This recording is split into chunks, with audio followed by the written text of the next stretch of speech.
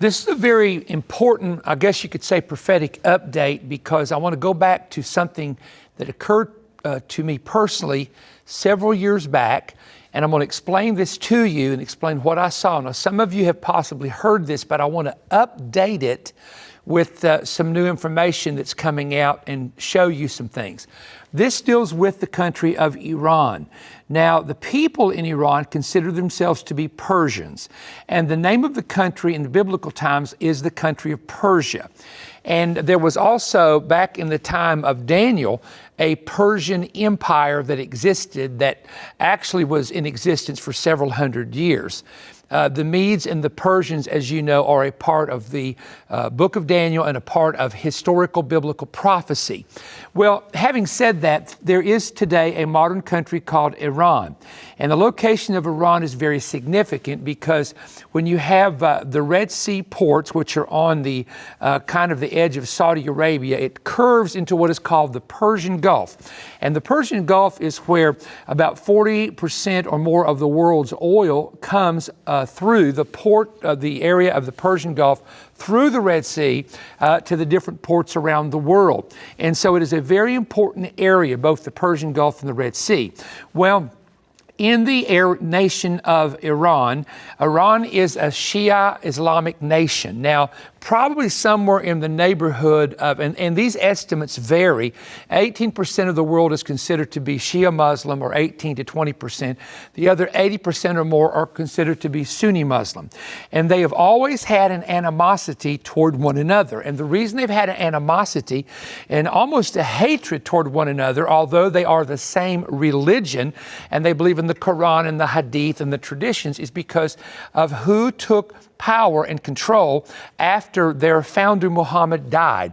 The Sunnis had a man to take control that they said was the actual heir. The Shias had a man take control who they said was the actual heir. And then it split. And then what happened is the two groups in the 7th, 8th, 9th century, and even beyond that, they began to kill off each other's leaders. And this is a true story. And they had two different headquarters set up. And that is actually the reason there is a split between these two groups to this day. And I'm not going to go into the apocalyptic beliefs, the differences of opinion, why they differ with one another, because that's not significant.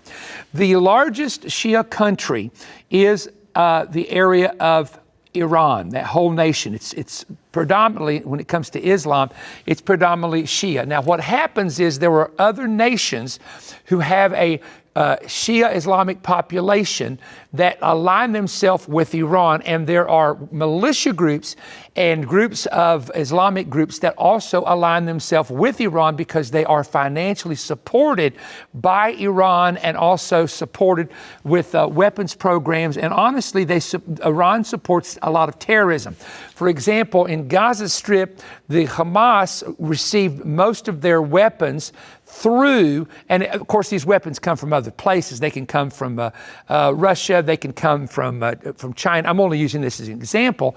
Weapons are bought and purchased, but Iran supplies whatever they buy, purchase, or they create, because they can create missiles to Hamas and to Hezbollah and to Al-Qaeda and to ISIS. So they have been the world sponsor of terrorism, and that's not a rumor, that is a fact. Now, having said that, when you talk about the Persian people, they're some of the kindest people in the world. I know a lot of Persians. I know that there's a great, when I say underground, it's not known, only the people there would know who it is, movement for Christianity, especially among the 30 and under in the country of Iran. I'm going to use the word Iran now so that you will understand who we're talking about. So there's some really good people there, and they want freedom. The good people want freedom from the 20% of these extreme Islamic radicals that control the country. Now, the problem with the Iranian regime that's in power is, for many years, they have been working on a nuclear bomb. They do have nuclear power plants.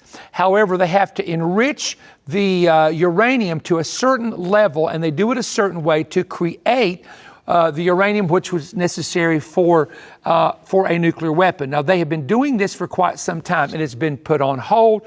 Then they have continued, put on hold, and it has continued. Now, the situation now is President Trump is trying to negotiate with the Iranians to say, you have to put off the nuclear program, you have to change what you're doing, you have to have real inspectors, not this fake stuff that came out of the UN, but real inspectors come in to inspect and trying to put some controls, because it would be very dangerous for this country to develop nuclear weapons. And I'm not going to go into the reasons why, because that's a whole nother teaching.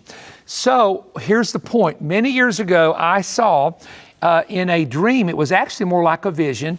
I was with my family, and my son said, Dad, come and look outside. And when I looked outside, I saw two huge trees, and they were both bleached white. And a tree, if you read the book of Daniel, like King Nebuchadnezzar was represented by a great tree. Those could be two world leaders. And the bleaching white could mean a death to two world leaders, somehow connected with this, and that's what it could mean. I'm not saying it does. It could mean that. I'm trying to interpret it by Scripture. And then I saw something unusual. These are nuclear cooling towers. And I saw several of them, and I saw them as they were sitting off of a coastal area. This was off the edge of water. It was off a coastal area somewhere. And all of a sudden they start spinning and turning into tornadoes. And I thought, woo, there's going to be some trouble with some nuclear power plants. Immediately after that, when I turned to this open field, I saw bulls. And it looks like the bull there's a bronze bull that sits at the stock market right outside the stock market on Wall Street in New York. And these actually, I'm going to describe what they look like. If you've ever seen the cows, and I think they're called Holstein cows that are connected to Chick-fil-A, you see those cows that have the kind of the spots, the black spots on white.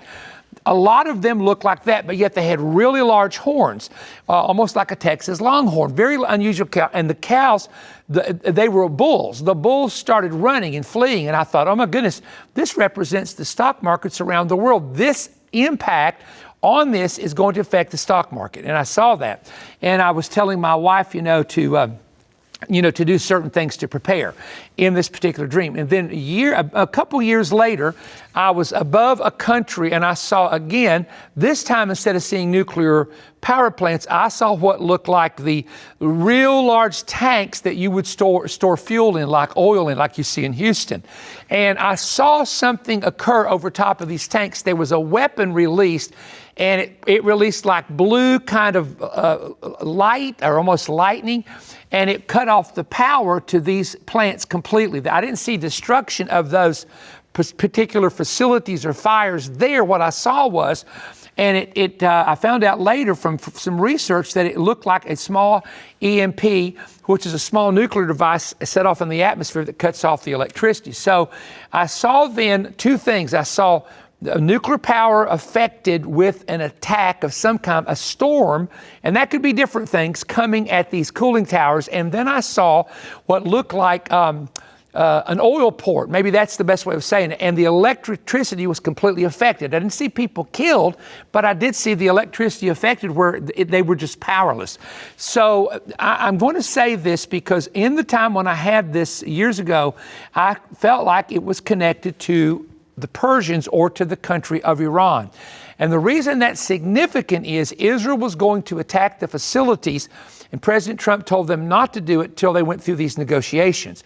Now, what has happened recently, which is a big attention getter, is there has been 7 major explosions in Iran.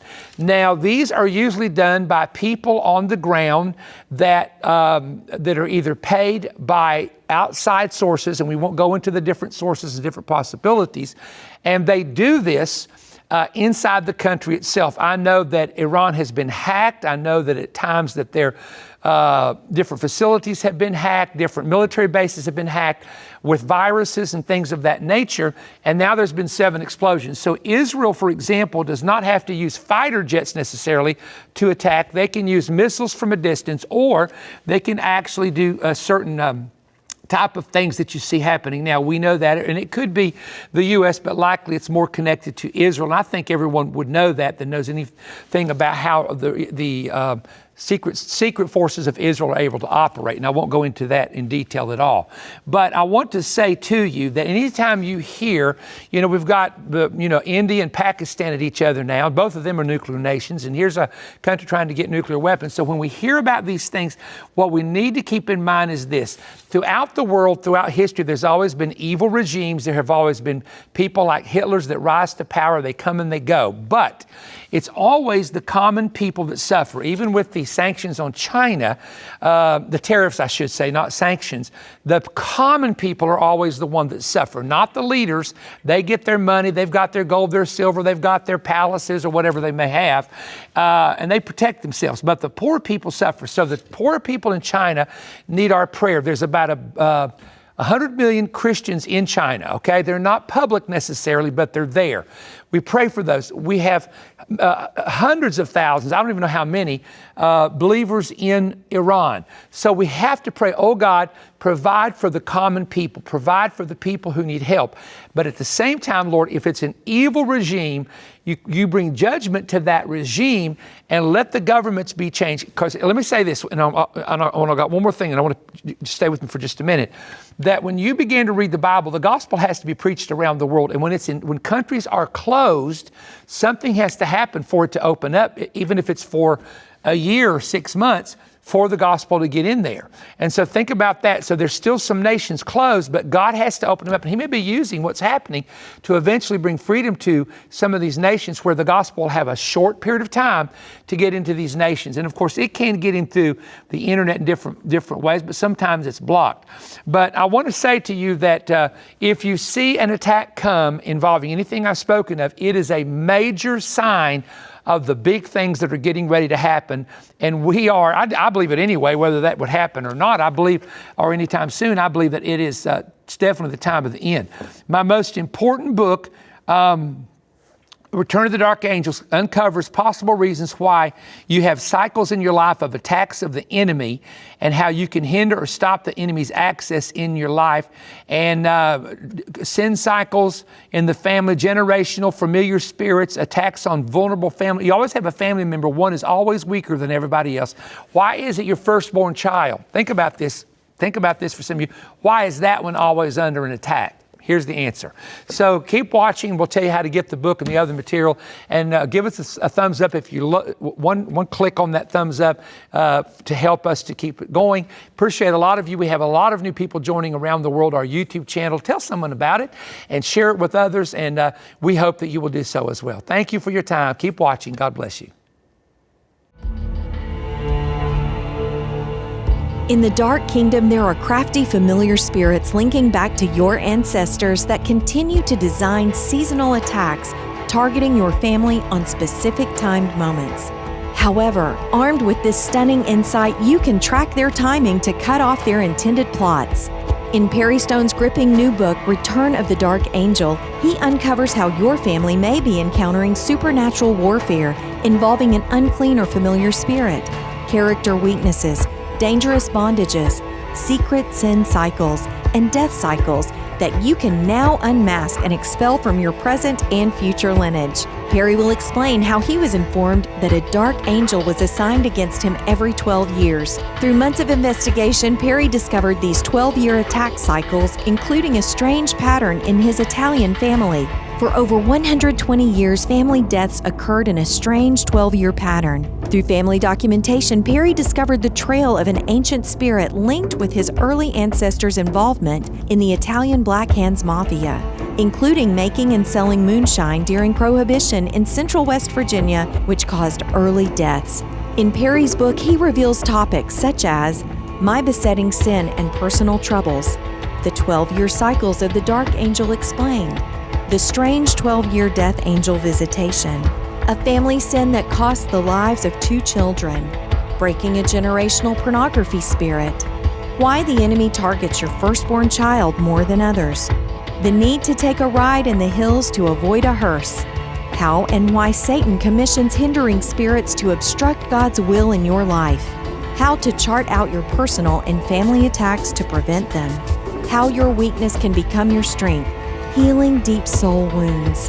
Discover the undetected and most effective weapons Satan is using right now. preparing for a sudden counterattack. Using 3 weapons most Christians never use in a serious conflict. 7 life lessons you must learn now to win in the end. Armed with this amazing knowledge, you can track and detect upcoming plots and cut them off, shutting the door in advance on their strategy. When ordering this book, Perry will also include a 2-audio CD teaching Christian Cannibals in the Church, Biting and Devouring One Another in God's Name. This is an explosive expose exposing a dangerous social media feeding frenzy. Every believer must hear this timely, detailed teaching. This audio teaching is available for immediate download when you order from our website.